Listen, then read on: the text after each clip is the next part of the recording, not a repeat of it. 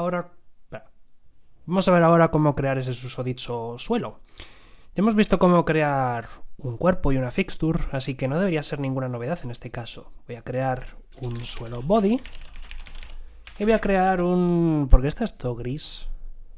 Capaz que ha sido de no hacer un dispose. Bueno, se me ha debido olvidar en su momento, pero ya os lo digo ahora. Para hacer un dispose de una fixture, pues es simplemente llamar al body, y al igual que con Word, pues también hay un método llamado destroy para destruir la fixture. Simplemente pasas a la fixture, iba a decir la fixtura, no sé si esa palabra existe.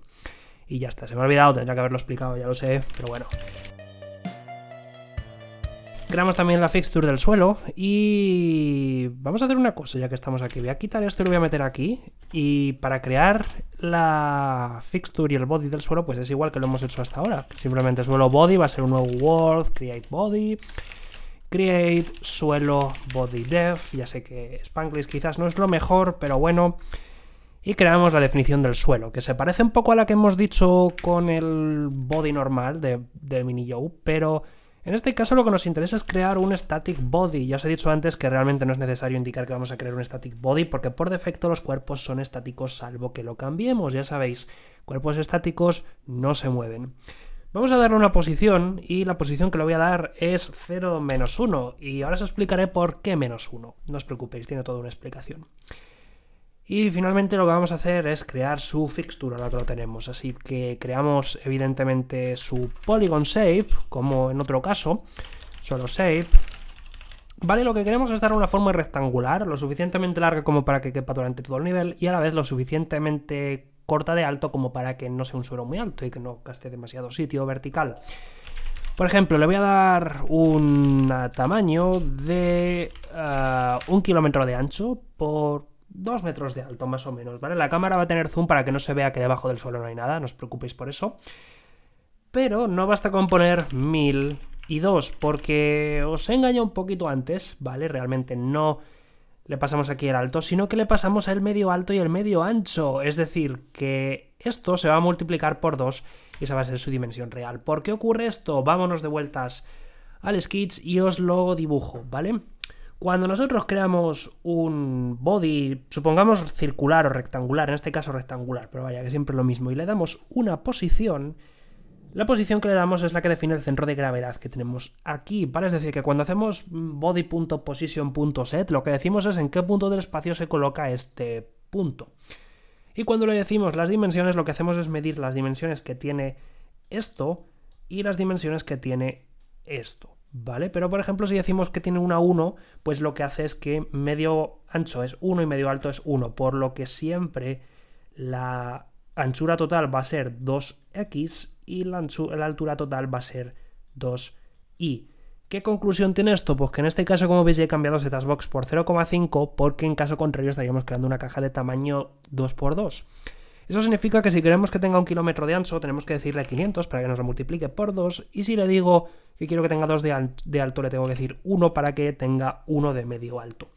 Y es donde tiene sentido que haya dicho que esto lo vamos a colocar en el -1, porque como esto está en el -1 y que vale 1, va a hacer que el borde superior del suelo esté en el 0. Y eso me viene bien porque así pues el body de Joe y todos los demás enemigos y todo lo demás pues va a estar siempre en torno al 0, y eso va a quedar bien de algún modo. En este caso, lo único que nos quedaría es simplemente asociar la fixture con el body, ¿vale? No os olvidéis de utilizar el body correcto. Ya digo, suelo shape, dimensión y densidad 1.